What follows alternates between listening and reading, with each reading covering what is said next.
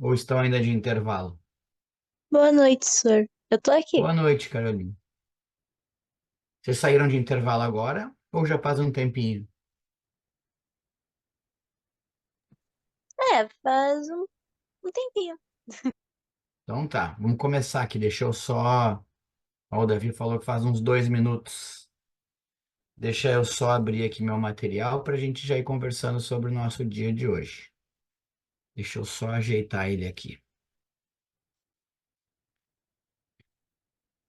Aqui, vamos aqui pro Zoom de novo. Eu ainda estou com uma tela só, daí eu estou um pouco. Dá uma atrapalhada fazer com uma tela só. Mas em seguida já vai chegar a minha tela nova, ela ainda não chegou.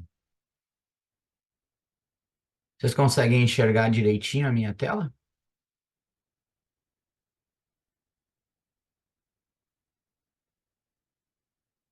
Aí, agora deu.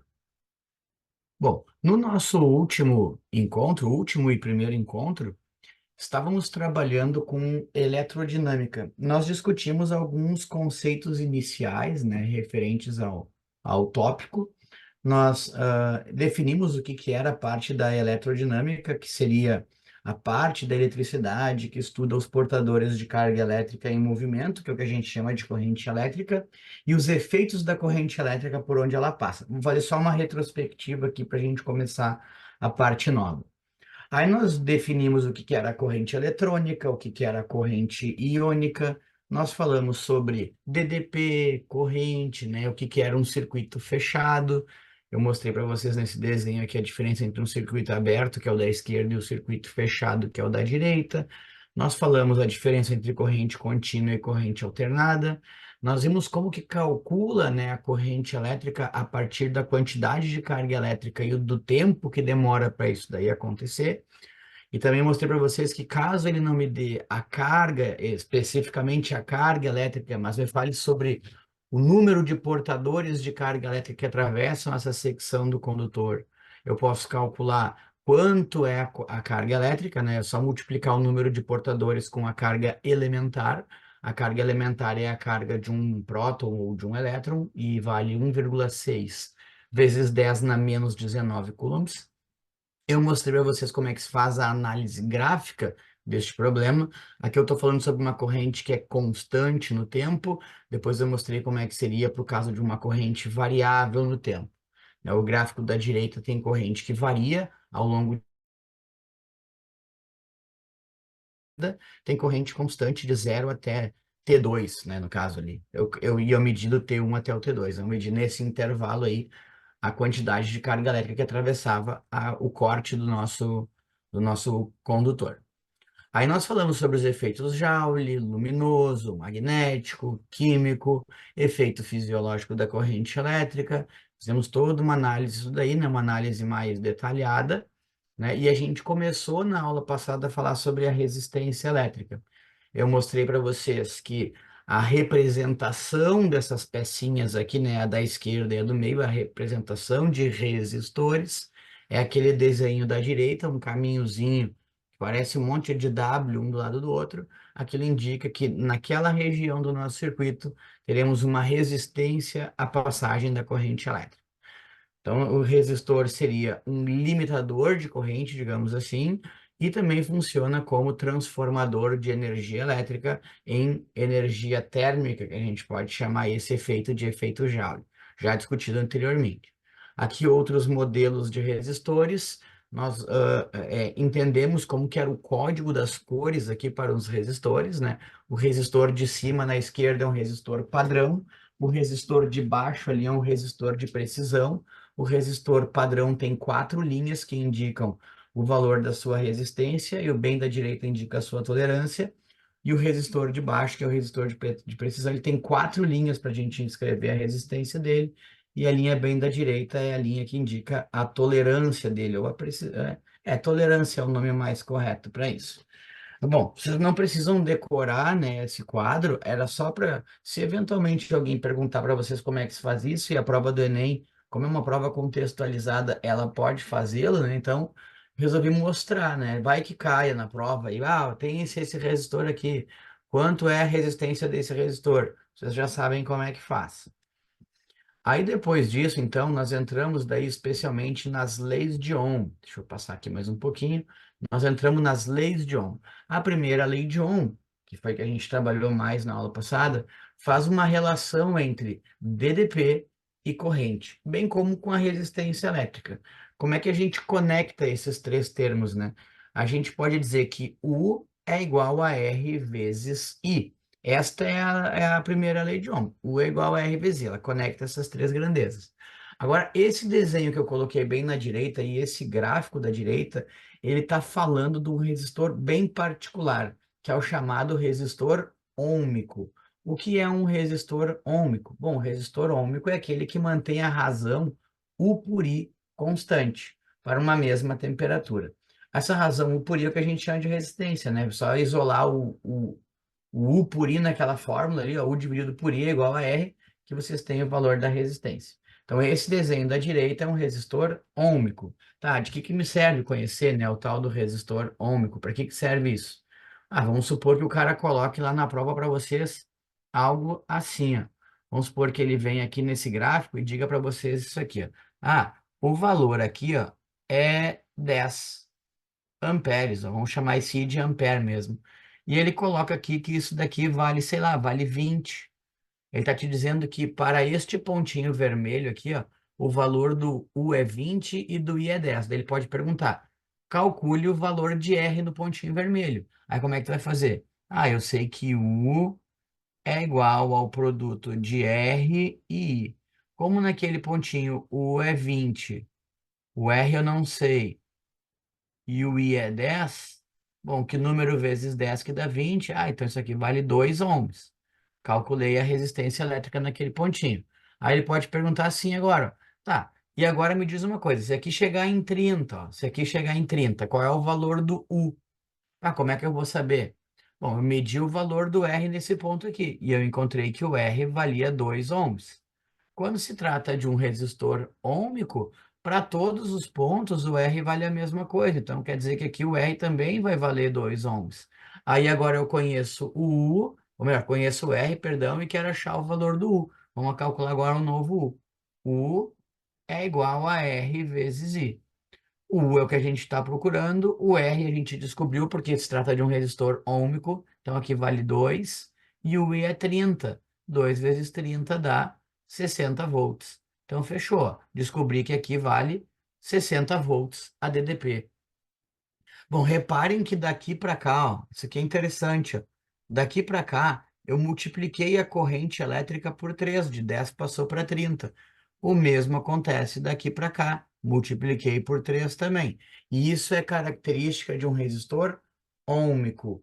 Os valores de I são diretamente proporcionais, certo? A razão é sempre a mesma. Então tá entendido aí o que, que é o tal do resistor ôhmico. Tá, professor, e se o resistor for não ôhmico, daí o que que acontece? Bom, daí essa razão aqui não é mais uma constante.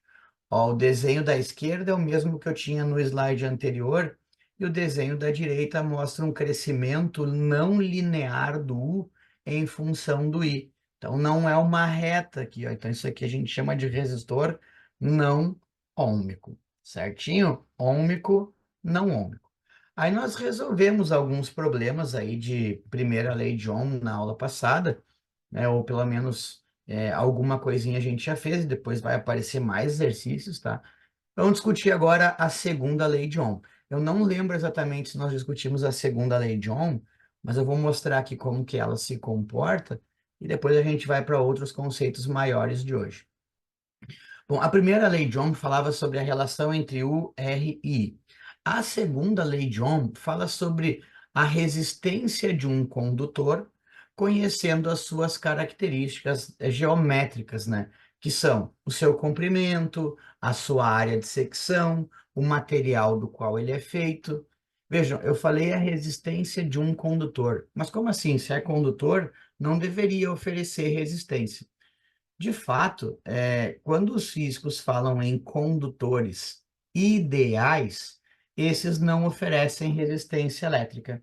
Mas na vida real, né, no mundo que a gente vive aqui, se a gente pegar, por exemplo, um fio de cobre que é condutor, um fio de prata que é condutor, um fio de ouro que é condutor, mesmo assim, mesmo sendo condutores, eles oferecem alguma resistência à passagem da corrente elétrica. E de quem é que vai depender a resistência que esses fios oferecem? Bom, dependem ali, ó, na minha formulazinha da esquerda. O valor do R, que é a resistência elétrica, vai ser o produto de L vezes essa letrinha grega aqui que a gente chama de ρ, dividido por A. L seria o comprimento do nosso condutor. Comprimento. No sistema internacional, a gente vai medir o comprimento em metros. Ah, mas ele pode não dar em metros? Pode não dar em metros também, mas no sistema internacional, em metros. A, A seria a área, né, a grossura desse fio aqui, ó, essa grossura aqui, ó. Como é que eu vou calcular quanto vale esta área? Bom, daqui a pouco a gente fala sobre isso. Mas A seria a área, chama de área de secção, né? A bitola do fio, a área de secção transversal. No sistema internacional, a unidade de medida de área é um metro quadrado. R vocês já conhecem bem. R seria a resistência do nosso condutor e a resistência que ele vai oferecer. Resistência. No sistema internacional, nós sabemos que a resistência se mede em ohms. Vejam, esta fórmula aqui está contando para gente que quanto maior for o comprimento do nosso condutor, maior vai ser o valor do R. Ó, matematicamente falando, se eu aumentar o numerador de uma fração, o valor dessa fração aumenta. Então, R é diretamente proporcional ao comprimento do condutor. Se eu tiver dois fios de mesma grossura, feitos de um mesmo material, um com o dobro do tamanho do outro, esse que tem o dobro do tamanho oferece o dobro da resistência. Vamos pensar agora aqui na área. Bom, a área é o denominador da fração. Se a gente aumenta o denominador da fração, a fração diminui. Então, R é inversamente proporcional à área de secção desse condutor. Se eu tiver dois fios de mesmo material e mesmo comprimento, se um tiver o dobro da grossura do outro, esse que tem o dobro da grossura oferece a metade da resistência do anterior. Quanto mais grosso, menos resistência. Já esse Rho, essa letrinha grega que eu falei para vocês aqui, é o que a gente chama de resistividade do material.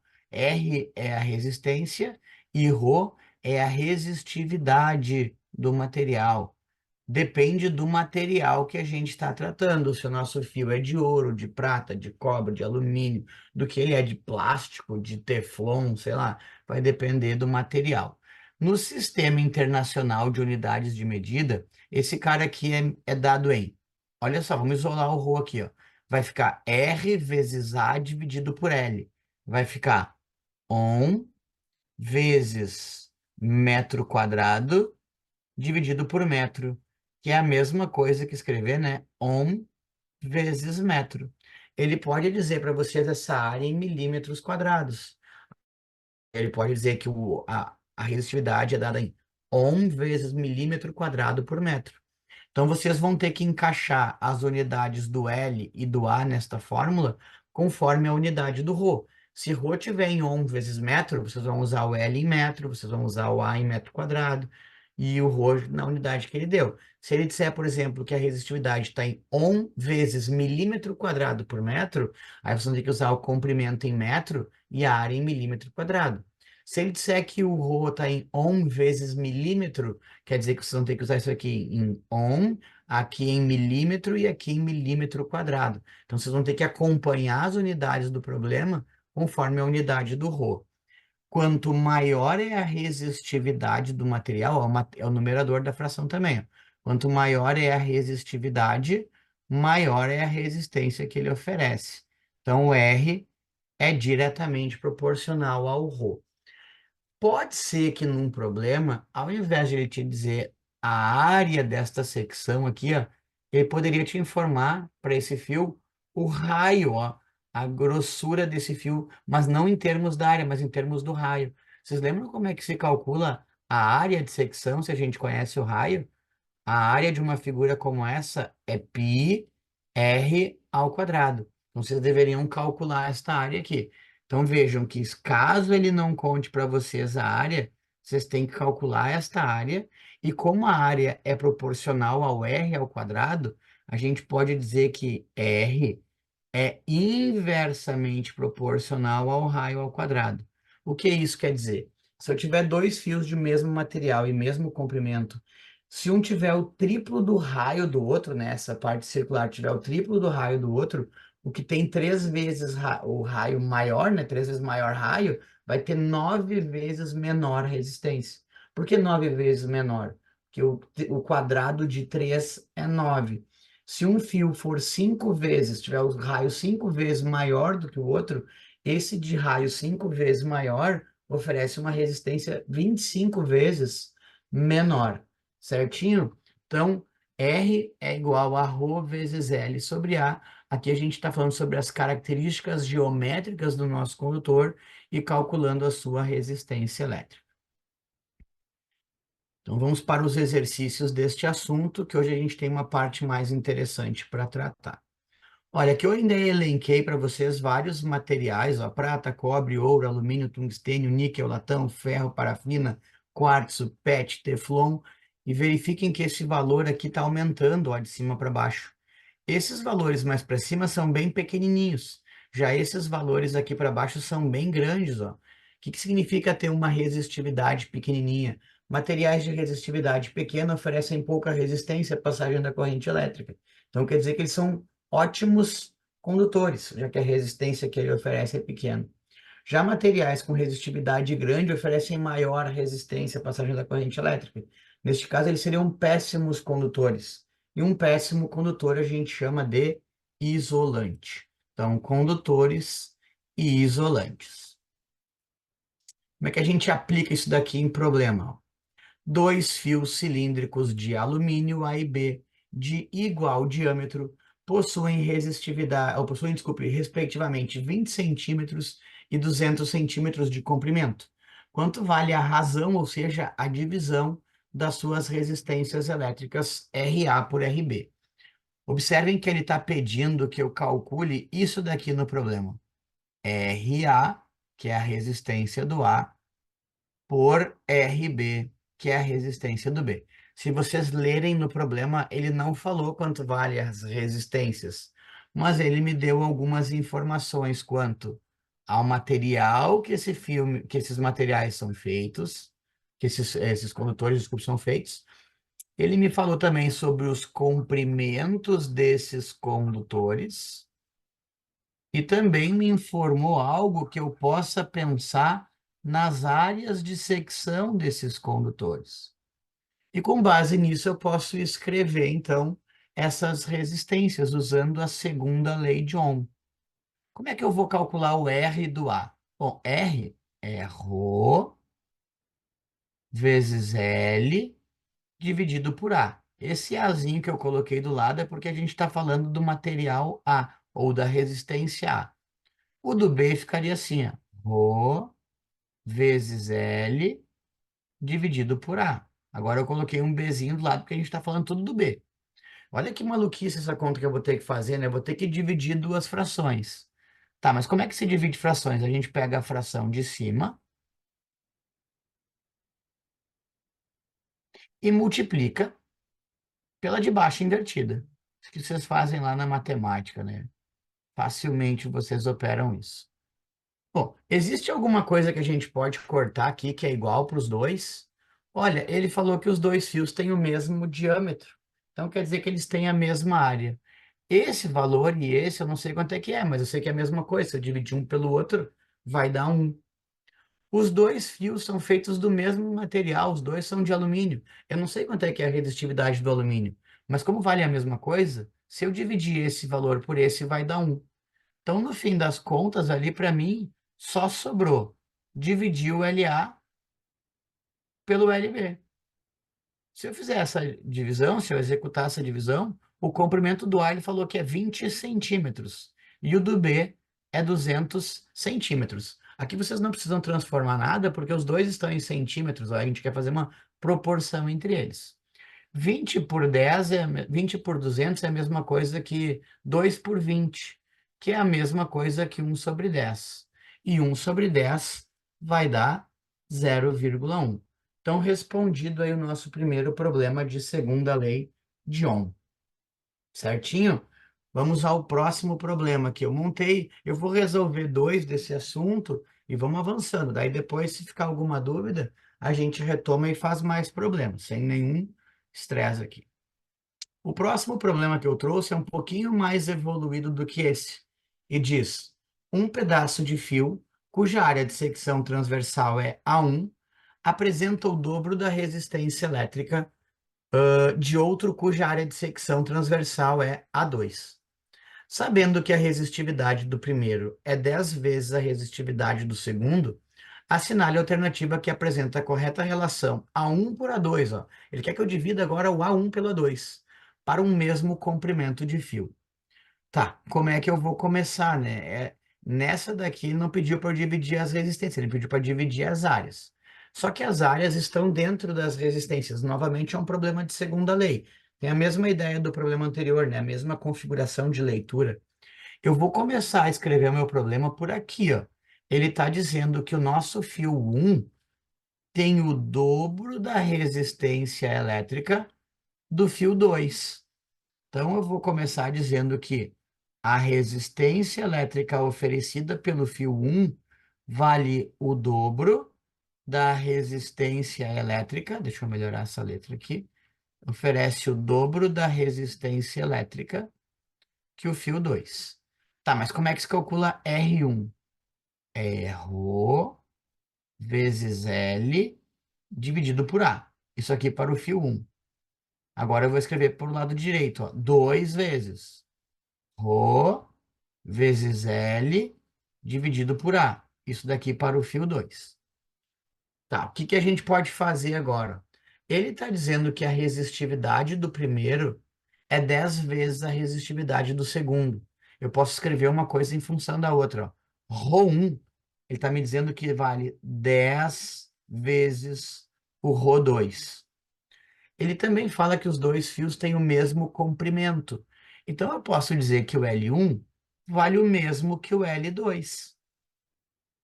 E aqui embaixo eu vou deixar o A1.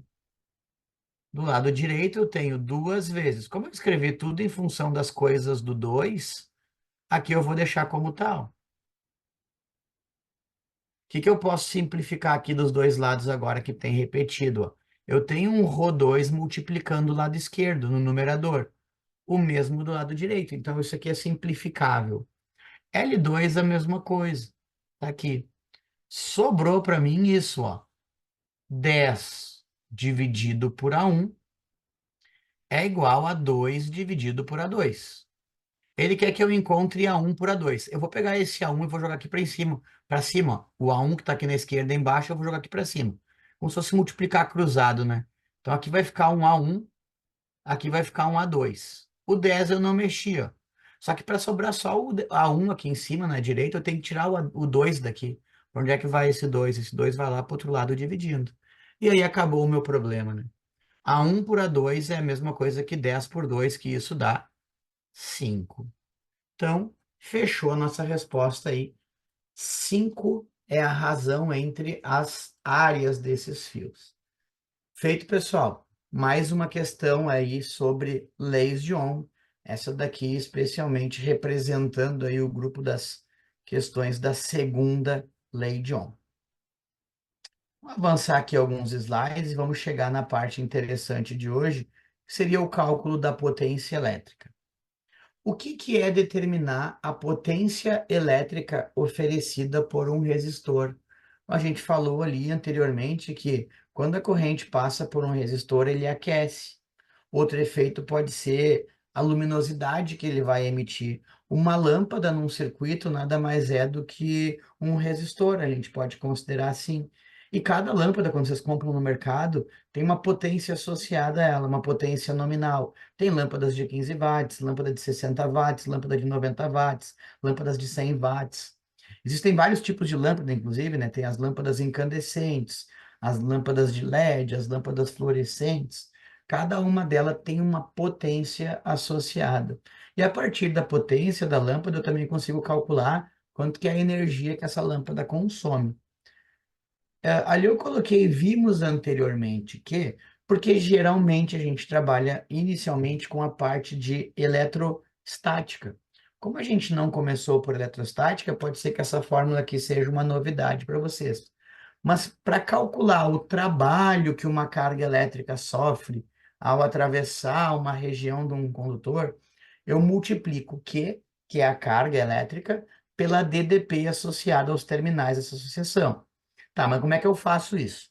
Vamos pensar mais um passinho aqui, ó. Também sabemos que potência é a razão entre a energia que foi consumida e o tempo que foi gasto. Isso aqui vocês usaram bastante no colégio, né?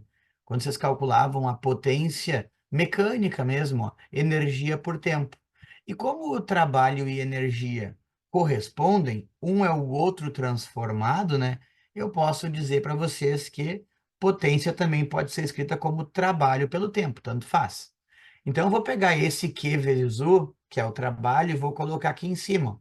E vou dividir pelo tempo. Vocês não precisam fazer isso aqui de novo, tá? Eu vou mostrar para vocês só uma vez. E daí depois vocês só vão acompanhar o final da história aqui. Esta razão Q por U tem nome. Q por T, perdão. Tem nome. Como é que se chama carga pelo tempo? Isso se chama corrente elétrica. Então, para determinar a potência elétrica que é dissipada por um resistor, a continha que vocês vão operar é essa daqui, ó. Potência é o valor do I vezes o valor do U. Bem barbada, é o π. P igual a I vezes U. Nos problemas de primeira lei de Ohm, se vocês quiserem memorizar o URI, URI é igual a R vezes I, aqui vocês memorizam o π, que é I vezes U. Então, potência elétrica. Nem sempre num problema de potência elétrica, o cara vai dizer para vocês o valor do I e o valor do U. Ele pode dizer para vocês, por exemplo, o valor do I e o valor do R. Aí tu vai precisar do valor do U. Ou ele pode dizer para vocês o valor do U e o valor do R e tu vai precisar do valor do I. Aí como é que tu joga com isso, né? Como é que tu vai jogar com essas informações? Ó, P é I vezes U. Se eu não tenho o I, mas tenho o U e o R, eu posso calcular ele primeiro. U por R, daí eu coloco o valor aqui e depois multiplico por U. Ou tu pode escrever em letrinhas aqui no lugar do I, U por R, e quando tu multiplicar, tu vai encontrar U ao quadrado sobre R. O valor do U, caso ele não te informe o valor do U, o que que tu pode fazer? Calcula ele primeiro, fazendo R vezes I. Ou tu pode fazer I vezes R vezes I, que é a mesma coisa que escrever R vezes I ao quadrado. Em alguns problemas, esse atalho para calcular o valor do P é interessante. Problemas de chuveiro elétrico, problemas que envolvem também tu levar um aparelho elétrico de uma tomada para outra. Exemplo, ó, imaginem que eu comprei um ventilador e o meu ventilador tinha na caixa escrito assim, ó, 500 watts, 110 volts, tá? Então imaginem que no nosso aparelho tenha escrito isso daqui, ó. Vamos botar um N aqui, né, que seria o nominal, né? Eu comprei ele desta maneira, eu comprei ele 120, 110 volts e potência nominal 500 watts. Esse é o meu ventilador. Se eu ligar numa tomada de 110 volts, quer dizer que ele vai dissipar uma potência de 500 watts. Eu liguei ele conforme as instruções. O que aconteceria, por exemplo, se eu pegasse esse meu ventilador, levasse ele para a praia e eu me esqueci que lá na praia a tensão é de 220 volts e pá, meti na tomada o meu ventilador. O que que vai acontecer com ele? é bem provável que ele vá estragar. Por que estragar? Porque ele foi projetado para funcionar em 110 volts e eu conectei o meu ventilador numa tomada de 220 volts. Vejam que o valor da tensão real, agora que eu conectei ele, é o dobro da que ele foi projetado.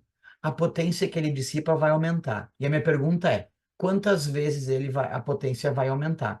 A grande maioria dos alunos vai dizer que a potência vai passar para 1.000 watts, né? Já que o U dobrou, o P vai dobrar também. Só que não é verdade, não é essa a resposta. Vejam só, o meu ventilador, ele é uma peça de um circuito. Eu posso dizer que ele é um resistor. Então, observem que eu levei um resistor de uma tomada para outra, o mesmo resistor, eu não mexi nele, no resistor. Eu só mexi na DDP nos seus terminais. Então, como eu vou mexer na DDP e não vou mexer no valor do R, resolver o problema por aqui, ó, por esse caminho, seria uma baita ideia. Porque como esse cara aqui eu não mexi, esse aqui seria uma constante no nosso problema. CTE quer dizer constante, tá? Nas minhas aulas. E daí a única variável aqui é o U, para eu entender o que aconteceu com o P. Olha, P é igual a U ao quadrado dividido por R. Isso daqui passou, o U passou de 110 para 220, quer dizer que eu multipliquei ele por 2. O que é que vai acontecer com a potência? Olha, como aqui era U ao quadrado, vai ficar vezes 2 ao quadrado, portanto, isso aqui vai ficar vezes 4. Esse atalho aqui já te joga para dentro da resposta. Ó. Ao invés de dissipar 500 watts, isso aqui vai dissipar 2.000 watts, 4 vezes mais que o valor original. Isso daqui foi multiplicado por 2 e a potência foi multiplicada por 4. Agora, se fosse ao contrário, se o nosso ventilador fosse 220 volts e 500 watts, e eu liguei ele em 110 volts, o que que acontece com ele? Bom, é bem provável que ele não estrague, mas ele vai girar bem devagarinho. Quantas vezes menor vai ser a potência dele em relação ao original? Como o U eu dividi por 2, o P eu vou dividir por 4. Então, ao invés de ele dissipar 500 watts, ele dissiparia nessa nova tomada aí, né? 125 watts, 4 vezes menor a potência que ele dissiparia. Então, esses atalhos aqui vocês não precisam memorizar. Vocês conseguem escrever a potência dessas duas maneiras de baixo aí, sabendo que U é igual a R vezes I. E para esse modelo de problema, então, é bem interessante conhecer que isso aqui existe, mas não é preciso memorizar. Vocês conseguem reescrever isso aqui com tranquilidade. Fechou? Então tá, vamos lá. Olha só essa questão aqui, uma questão da PUC de 2013. Esse gráfico aqui vocês vão enxergar várias vezes em provas. A análise gráfica é uma das habilidades do Enem. A habilidade 17 é uma habilidade bastante cobrada na prova. Então vamos analisar o enunciado. Não é do Enem a questão, mas podia tranquilamente estar lá também, assim como em qualquer outro vestibular. Eletrodinâmica é um assunto que vai cair em qualquer prova que vocês forem fazer. Não tem escapatória. Ó, o gráfico a seguir mostra o comportamento da corrente elétrica, que ele colocou nesse eixo aqui, ó, em função da diferença de potencial entre os extremos de um fio condutor, que ele colocou nesse eixo aqui. Analisando os dados mostrados no gráfico, conclui-se que a resistência elétrica e a potência dissipada, ele quer saber a resistência e a potência, nesse condutor, quando percorrido por uma corrente elétrica de 1,5 ampere, são respectivamente quantos? Olha só, ele contou para gente que ele quer que a gente pense nesta corrente elétrica aqui ó, de 1,5 ampere. Está aqui o 1,5 ampere. E o gráfico me informa que para esta corrente elétrica, nós temos uma DDP associada de 60 volts. E ele quer o R e quer o P. Fácil, olha só. Eu sei que U é igual ao produto de R e I. Consigo determinar o valor do R, porque eu conheço o U. O U naquele ponto ali é 60 volts. O R é o que a gente está procurando e o I vale 1,5 ampere. Logo, o R vai ser igual a 60 dividido por 1,5. Esta divisão vai dar 40 ohms. Já descobri o valor do R. Bom, eu poderia ter calculado o valor do R com qualquer um desses pontos aqui, ó. Qualquer um deles eu poderia ter escolhido, independentemente se ele mandou fazer para 1,5 ou não. Porque como isso daqui é uma reta, isso aqui se trata de um resistor ômico. Então, para qualquer valor de I, eu teria um parzinho de U, e se eu dividisse U pelo I, seria o mesmo valor dos 40. Por exemplo, ó, se a gente pegasse esse valor de I, ó, que é 1, nesse problema aqui, nesse valor de 1, o U vale 40. Eu teria que dividir 40 por 1 para achar o valor do R. 40 por 1 vai dar 40. Resolvido o meu problema. Tá, agora eu posso calcular o valor do P, ó. Como é que se calcula o P? P é I vezes U. O valor do I, eu já sei quanto é que é. O valor do I é 1,5 ampere. O valor do U, ele me falou lá que era 60 volts. Então, o valor do P é este produto, 60 vezes 1,5, que dá 90. 90 watts. Watt é a unidade de medida de potência no sistema internacional. Prontinho, ó, resolvido o problema. Não tinha mistério, né? Olhando para esse gráfico aqui, vocês sabiam resolver. Mas tem uma coisinha que a gente poderia dar uma trabalhada aqui também.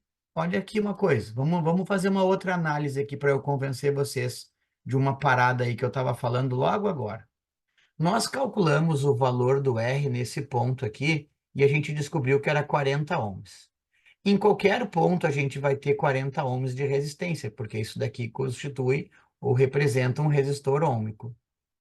Vamos supor que eu queira calcular a potência que ele dissipa aqui no 1 ampere.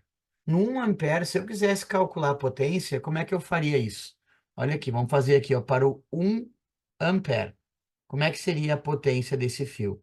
Ah, a potência é o valor do I, que é 1, vezes o valor do U, que é 40. 1 vezes 40, isso daria 40 watts, né? 40 watts. Calculei aqui no 1 ampere. E se eu quiser calcular agora lá no 2 amperes? Só porque eu quero, tá? Não é uma obrigação, é só para mostrar para vocês uma parada aqui. Se eu quiser calcular agora a potência lá no 2 amperes, que conta que eu vou fazer? 2 vezes 80. E isso daqui vai dar 160 watts. Observem que eu multipliquei o I por 2 nesse meu problema. Eu multipliquei o I por 2. E, consequentemente, para um resistor ôhmico, o U também multiplica por 2. E, no fim das contas, o nosso valor de potência foi multiplicado por 4. De 40 passou para 160. É isso que eu estava explicando para vocês no slide anterior ali, né, do nosso chuveiro elétrico, do nosso ventilador, desculpe, que eu liguei ele em 220 volts. Quando eu ligo em 220 volts, o U multiplica por 2, o I também multiplica por 2. E, no fim das contas, a potência multiplica por 4. Então, é aquele atalho, eu poderia ter aplicado aqui uma vez só, né? Eu já sei que, por exemplo, daqui para cá, ó, do 0,5 para 1 vai acontecer a mesma coisa. Quando eu dobrar a corrente daqui para cá, a potência vai multiplicar por 4. Então, se eu quiser calcular, por exemplo, a potência no meio ampere, se no 1 ampere era 40, em meio ampere vai valer 10. Só fazer a conta, ó. 0,5 vezes 20 dá 10. Ou pegar os 40 e dividir por 4. A gente chega na mesma resposta.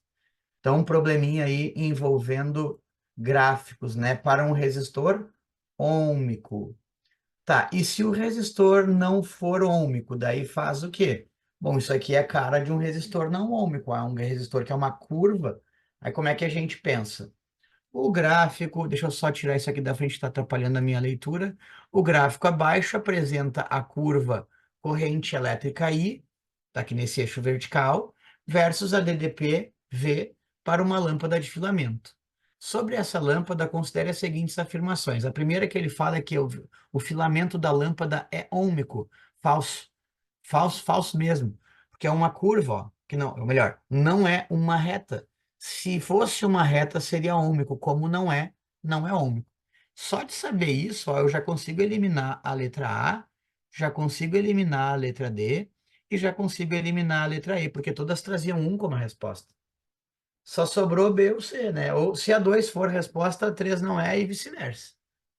Número 2, a resistência elétrica do filamento quando ligado em 6 volts é 6 ohms. Olha, os 6 volts está aqui, ó. Ó.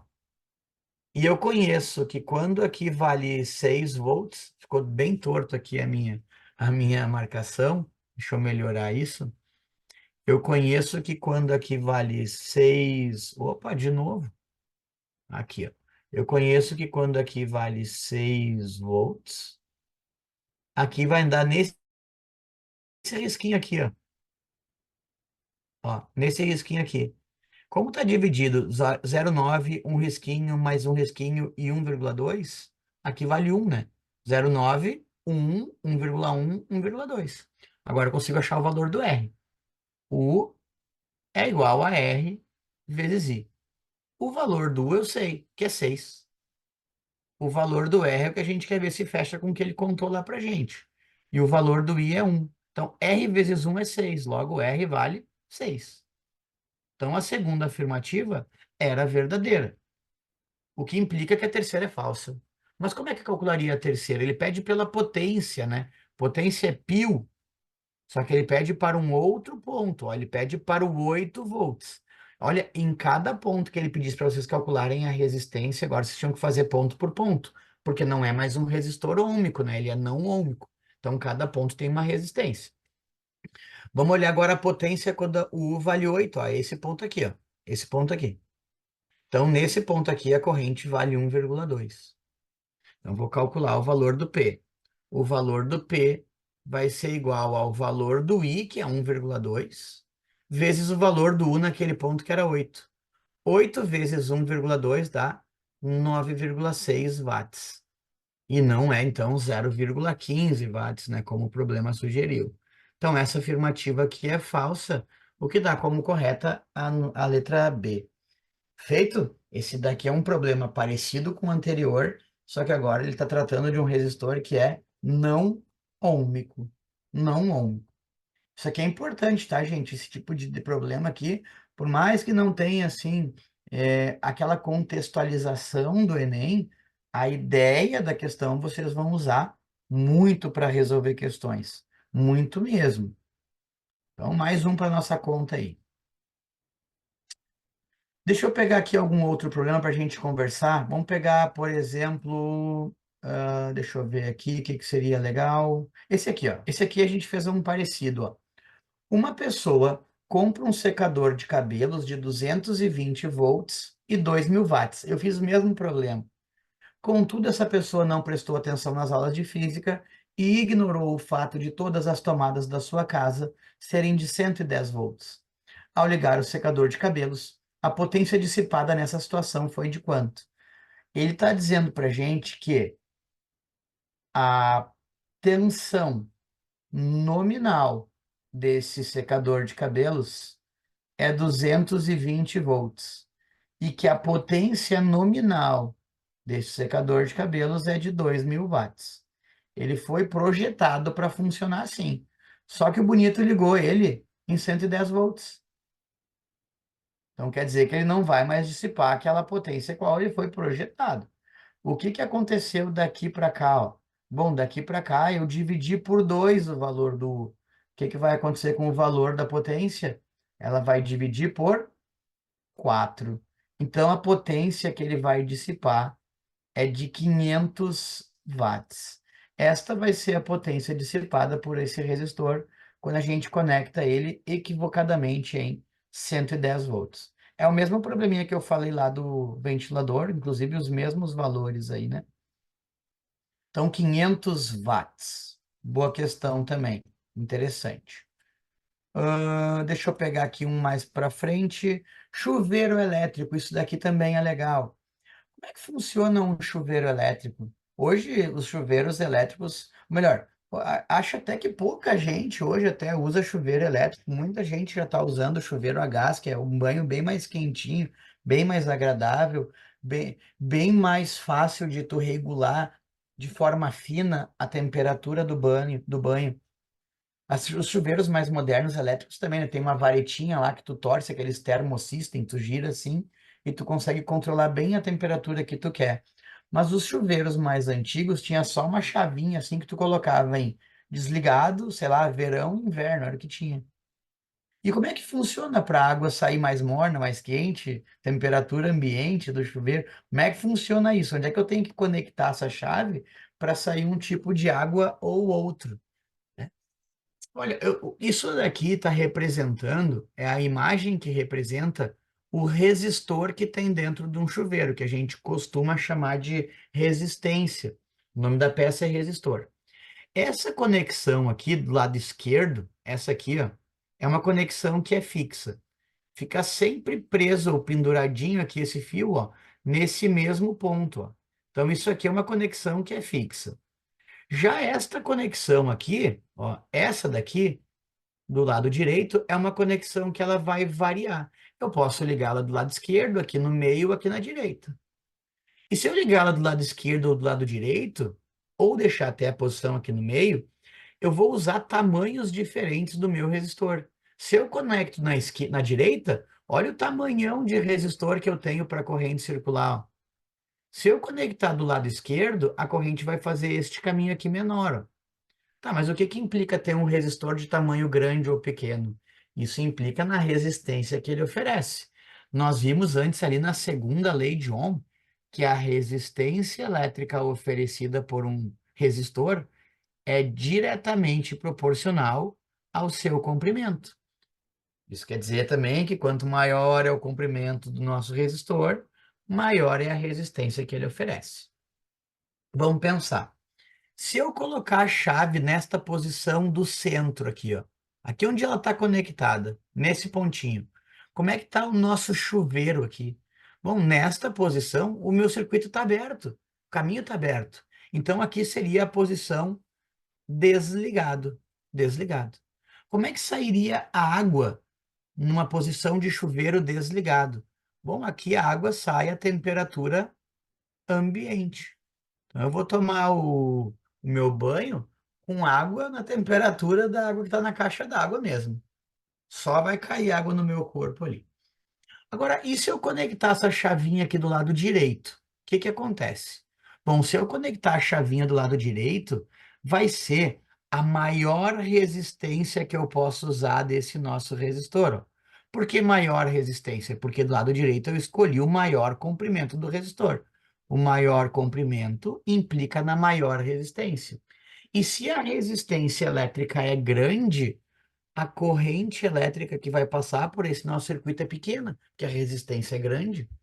E se a corrente é pequena, quer dizer que a potência que esse nosso chuveiro aqui vai dissipar vai ser pequena. Vocês lembram como é que calcula a potência, né? Vamos anotar aqui em cima também. A potência é o valor do I vezes o valor do U. O nosso chuveiro não liga de uma tomada em outra tomada, é sempre na mesma tomada. Eu só vou mexer no valor do I. Se o I é pequeno, o P é pequeno. E o que que significa P pequeno? Potência dissipada ser pequena. Quer dizer que a água não vai esquentar muito, mas vai esquentar um pouquinho. Então aqui nós vamos ter água numa temperatura morna. Em qual conexão que a gente coloca água morna? Será que no verão eu quero tomar banho com água morna? Será que no inverno eu quero tomar banho com água morna? Bom, é no verão, né, que eu quero tomar banho com água morna. No inverno eu quero tomar com água quente, pelando.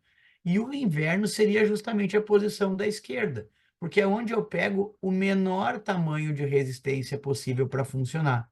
Menor possível não, né? O menor possível seria esse daqui, mas dentro das minhas conexões. E quando o comprimento é pequeno, a resistência é pequena. Se a resistência é pequena, a corrente é grande. E se a corrente é grande, sem mexer no valor do U, a potência é grande. O que que significa uma potência grande? Quer dizer que a temperatura da nossa água agora vai ser maior. A gente pode chamar isso aqui de água quente, bem quente, né? Então aqui seria a posição inverno do nosso chuveiro. Então, mexendo no tamanho do nosso resistor, a gente consegue mexer na potência que ele dissipa. Tanto que no inverno a gente gasta ou consome mais energia elétrica, né? A potência do chuveiro é maior, então, porque a resistência que a gente selecionou lá tinha um tamanho menor. Então, essas conexões aqui também para problemas contextualizados, né? Problemas do Enem, isso aqui é uma boa ideia vocês lembrarem. para a prova. Feito? Essa questãozinha aí, ou esse desenho aí é um desenho interessante. Se nosso resistor romper, o ideal é comprar um novo resistor.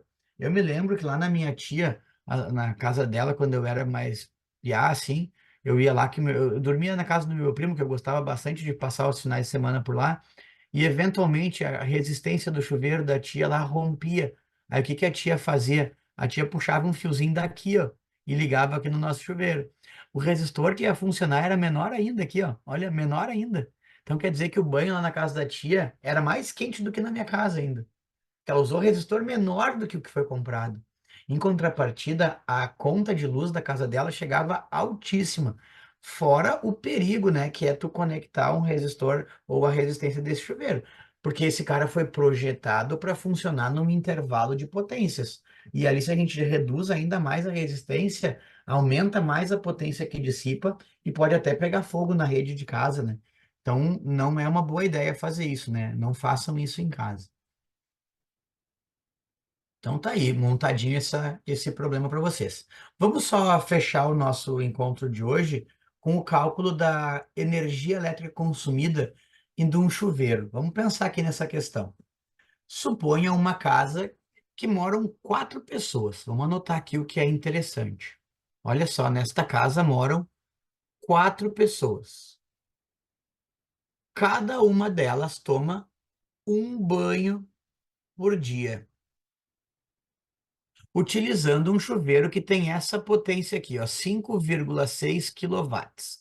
5,6 quilowatts é o mesmo que dizer 5.600 watts. A gente sabe que cada banho dura 15 minutos. E, finalmente, também sabemos que 1 kWh nesse lugar aí que essa pessoa mora custa 40 centavos. A pergunta que ele me faz é: qual é o custo mensal desses banhos? A gente paga, a gente paga pelo consumo de energia elétrica. Quilowatt-hora é a unidade de medida de energia, tá? É potência vezes tempo. Eu escrevi aqui o tempo em horas para calcular em quilowatt-hora. Como é que eu vou saber quanto eu vou gastar? Bom, primeiro eu vou saber quanto que eu vou consumir de energia, né? Como é que se sabe o quanto vai se consumir de energia? Ó, energia é a potência vezes o tempo. Vamos pensar na potência aqui. Quem é que eu estou analisando? Eu estou analisando um chuveiro que tem essa potência, ó, 5,6 quilowatts. Quanto tempo esse chuveiro fica ligado? Bom, ele fica ligado 15 minutos por banho, né? E na casa moram 4 pessoas que tomam um banho por dia. Isso daqui dá 1 hora de uso de chuveiro por dia. Então, aqui eu conseguiria calcular o consumo de energia de um dia. É só fazer 5,6 vezes 1 hora, um dia. Só que a gente paga por mês a conta de luz. Bom, então, se em um dia a gente usa o chuveiro por 1 hora, em 30 dias eu vou usar 30 vezes esse tempo. Então, isso aqui vai ficar 5,6 vezes 30, né? Acredito que vocês estejam entendendo o que eu estou fazendo. 3 vezes 6 dá 18, vai 1, 3 vezes 5, 15, com 1 dá 16. Isso aqui dá 168 quilowatt-hora de consumo de energia mensal. Como é que eu sei agora por quanto eu vou pagar por isso? Agora é só fazer uma regra de três que vocês finalizam, ó. Cada 1 kWh consumido, eu pago 40 centavos. Então a pergunta é: quanto eu vou pagar por 168 kWh? Só multiplicar, né? 0,4 com 168. Então x vai ser 168 vezes 0,4. 4 vezes 8 dá 32, vai 3. 4 vezes 6, 24. Com 3 dá 27, vai 2. 4 vezes 1, 4. Com 2 dá 6. Então, isso aqui vai ficar. Esse produto dá 67,2. O que isso aqui representa? Representa R$ 67 com 20 centavos. Por trás dessa minha escrita aqui, ó, eu já deixei esse problema aqui resolvido para vocês, ó. Eu montei ele todinho aqui, daí depois vocês podem acompanhar isso daí, né? Revisar esse material que eu coloquei aqui. Então, paramos nessa parte aqui da potência elétrica e da energia para um chuveiro. No nosso próximo encontro, a gente finaliza este assunto e já começa um outro capítulo do material, que seria a associação de resistores, né? Um problema um pouquinho mais xarope do que esse daqui para montar, para organizar, mas que também não é tão assim, tão medonho, né? Para a gente fazer. Feito, pessoal. Um bom, um bom restinho de semana para vocês. Boa semana, é recém terça-feira. Antes eu dava aula nas quintas. Uma boa semana para vocês e qualquer coisa que precisarem, só me chamar aí. Um abraço, pessoal. Até mais.